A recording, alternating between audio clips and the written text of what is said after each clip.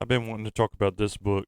It's one of my favorite horror stories, like in general. I want to say I first heard about this. I don't remember if I heard about this when I was a kid or not. I just that music from the movie and the images, of her getting killed in the shower were iconic. Even as a young person, like I was aware of this movie and everything, and then like I didn't become aware that it was even a novel until I think college, and then this movie Hitchcock came out with Anthony Hopkins playing him.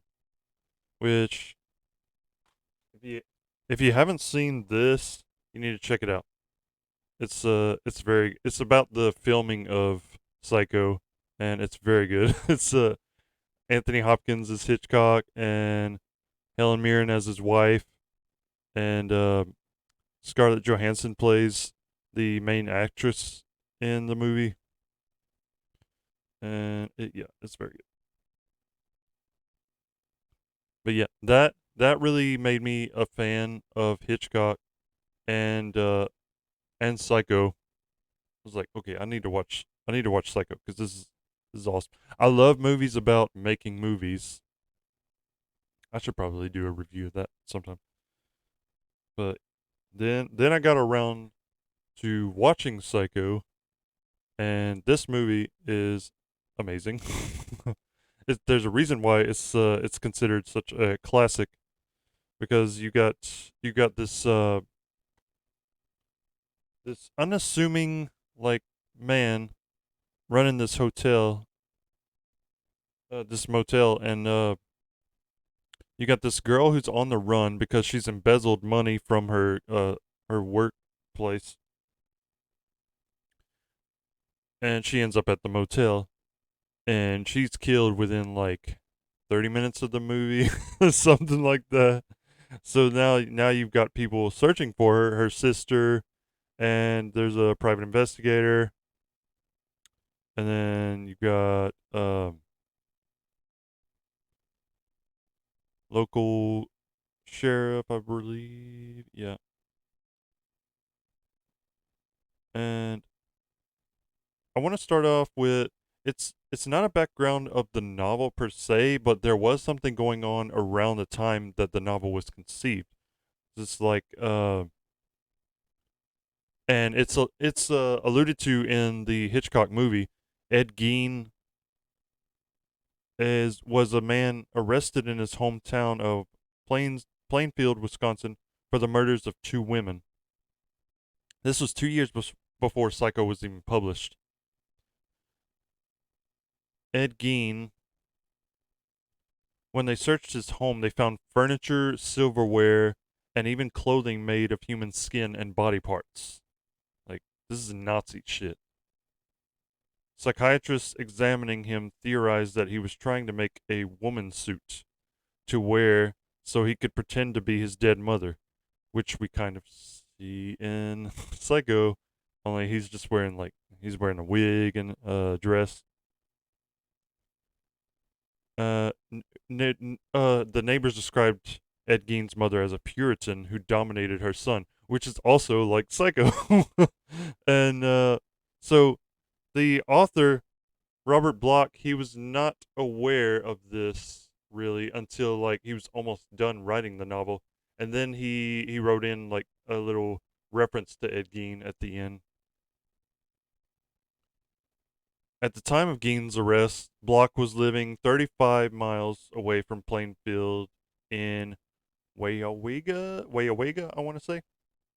Though Bloch was not aware of the Gein case at that time, he began writing with the notion that the man next door may be a monster unsuspected even in the gossip-ridden microcosm of small-town life, which you do see sometimes, like the quiet person that lives by themselves and they don't really interact with anybody. A lot of times, they might turn out to have a very dark secret. If you've read The Lovely Bones, it's kind of like that too. The novel, one of several Bloch wrote about insane killers. He also I didn't realize he wrote 3 sequels to Psycho. Well, the novel was almost completed, yeah, when Geen and his activities were revealed. So Bloch inserted a line alluding to Geen into one of the final chapters. Bloch was surprised years later when news of Geen's living in isolation with a religiously fanatical mother came to his attention. I'm sure he's like, "Wait, what the fuck? This this actually like happened in real life? Something like very fucking similar to the book I wrote? Like, damn." Yeah, Bloch discovered how closely the imaginary character I'd created resembled the real Ed Gein, both in overt act and apparent motivation. Yeah, oof, sheesh. But to go into, see, the novel tells the story of Norman Bates, who I'm sure you've heard of before. Even in the 1989 Batman movie, he was referenced. A caretaker at an isolated motel who struggles under his domineering mother and becomes embroiled in a series of murders. The novel is considered Bloch's most enduring work and one of the most influential horror books of the 20th century. Yeah, it stands up there like in the pantheon of horror novels. I think with like Dracula and things like, yeah, it's just that iconic. Norman Bates, a middle-aged bachelor, is dominated by his mother, a mean-tempered, puritanical old woman who forbids him to have a life outside of her. Yeah, it's pretty creepy the relationship they have, and in the Bates Motel series, you see a lot of that too. I haven't watched all the way through, but what I've seen was pretty disturbing. They run a small motel together in the town of Fairvale, but business has suffered since the state relocated the highway. Yeah, see that now they're in the middle of nowhere, basically. In the middle of a heated argument between them, a customer arrives, a young woman named Mary Crane. See, yeah, she's on the run. Mary's on the run after impulsively stealing $40,000 from a client of the real estate company where she works. She stole the money so her boyfriend, Sam Loomis, can pay off his debts and they can finally get married. Mary arrives at the Bates Motel after accidentally turning off the main highway. After checking in, she accepts Bates' invitation to have dinner with him at his house, an invitation that sends Mrs. Bates into a jealous rage. She screams, "I'll kill the bitch!" which Mary overhears. You'll find out later that Mrs. Bates is no longer with us. During dinner, Mary gently suggests that Bates put his mother in a mental institution, but he denies there's anything wrong with her. We all go a little mad sometimes, he says. This quote is used in Scream, the first Scream movie. Mary says goodnight and returns to her room, resolving to return the money so she will not end up like Bates. Moments later, however, a figure resembling an old woman frightens Mary in the shower with a butcher knife and then beheads her. See, we don't see the beheading in the movie, but like, it's they do reference it though. Like he he Hitchcock uses the power of suggestion, and he says that in the movie Hitchcock. Like the power of suggestion is frightening enough to get people to scream in the fucking theaters. Like, and man, when he was outside the theater and listening to people scream, like he was having the time of his life. And movies like Jaws too have used this a lot of, but with Jaws, it's because they couldn't get the shark to work. That's how come they didn't show it that much. But man, it really works when you watch it. It holds up. Bates, who had passed out drunk after dinner, returns to the motel and finds Mary's bloody corpse. He is instantly convinced his mother killed her. He briefly considers letting her go to prison, but changes his mind after having a nightmare in which she sinks in quicksand, only to turn into him as she goes under. See, some of this they didn't show in the movie, but I don't. Yeah, the nightmare sequence. I don't really like dream sequences unless they really serve the story. I guess Hitchcock figured this. We could do without this. His mother comes to comfort him, and he decides to dispose of Mary's body, belongings, and car in the swamp, and go on with life as usual. See, in the movie, they uh,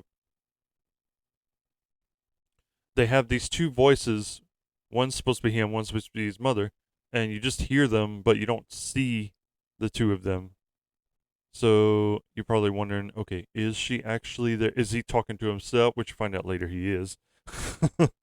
Meanwhile, Mary's sister, Lila, tells Sam of her sister's disappearance. They are soon joined by Milton Arbogast, a private investigator hired by Mary's boss to retrieve the money.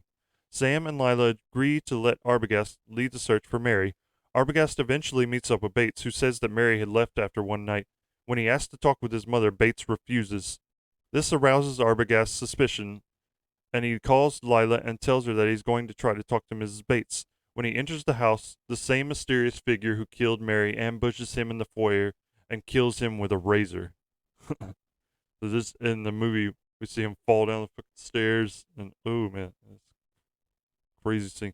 Sam and Lila go to Fairvale to look for Arbogast and meet with the town sheriff, who tells them that Mrs. Bates has been dead for years, having committed suicide by poisoning her lover and herself. The young Norman had a nervous breakdown after finding them and was sent for a time to a mental institution. Sam and Lila go to the motel to investigate. Sam distracts Bates while Lila goes to get the sheriff, but she actually proceeds up to the house to investigate on her own. There she finds various books on occultism, abnormal psychology, metaphysics, and Marquis de Sade, I think that's how you say it, in his bedroom. During a conversation with Sam, Bates says that his mother had only pretended to be dead and had communicated with him while he was in the institution. Bates then tells Sam that Lila tricked him and went up to the house and that his mother was waiting for her. Bates knocks Sam unconscious with a liquor bottle that he has been drinking from. At the house, Lila is horrified to discover Mrs. Bates' mummified corpse on the floor in the fruit cellar. That's one of the creepiest images from this movie. As she screams, a figure rushes into the room with a knife. Norman Bates, dressed in his mother's clothes.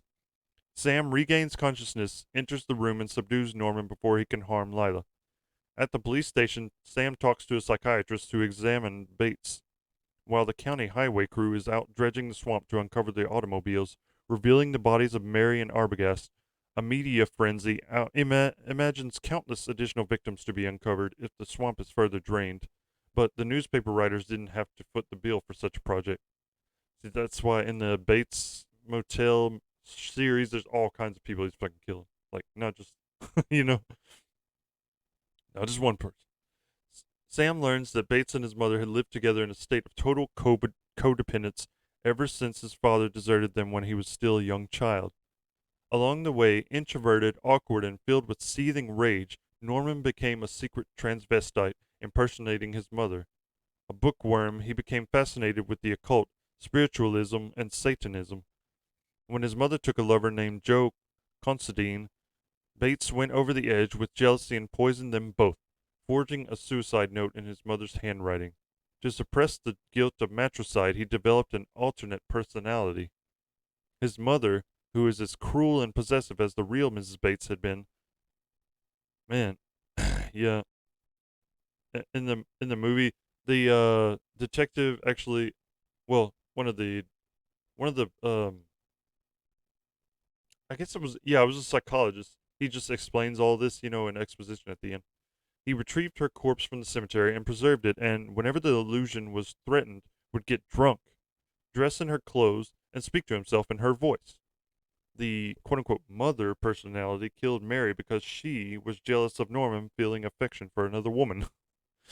Bates is declared psychotic and put in a mental institution for life. Days later, the mother personality completely takes over Bates's mind. He virtually becomes his mother. She she blames Norman for the murders and resolved to stay quiet and still in order to show Heather's doctors at the institution that she wouldn't even harm a fly. And the end of the end of the book and the movie are just creepy as hell because you see Norman and transform finally fully into the personality of his mother and say to herself, "See, I I want them to all to see that I would not even harm that fly." Like in the movie, the face he makes, Anthony Perkins makes, is so fucking creepy. Oh my god. this this story is just it's interesting on so many levels because you wonder like how many people are walking around like this. Like they have multiple personalities.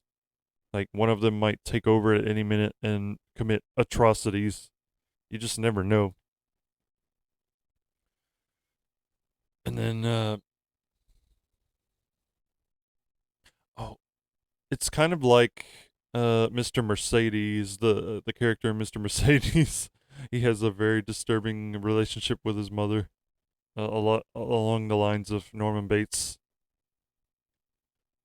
You see a lot. You see a lot of these psychotic people have kind of, you know, I want to say weird relationships with their parents. If not, horribly abused, then they were at least